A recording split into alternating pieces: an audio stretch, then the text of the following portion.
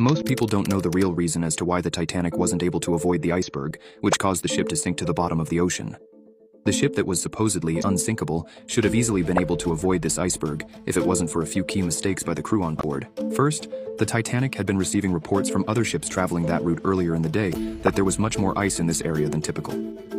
The ship that was closest to the Titanic, the Californian, even stopped traveling at 10:30 p.m. that night because they were afraid of crashing into nearby ice. The Titanic kept pushing forward though, to make it to New York on time, traveling at 25 miles per hour, which was nearly its top speed. The men guarding the lookout posts on the Titanic also had no access to binoculars, which were regularly used at the time, because the crew on board couldn't find the key to the binocular storage box. When the lookouts finally did spot the iceberg, the captain turned the ship's rudder to make a hard right, and also turned off the engine.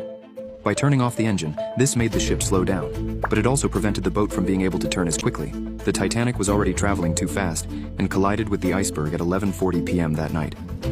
The nearby Californian had already turned off its radio for the night, leaving mostly women and children the only ones to make it onto a lifeboat.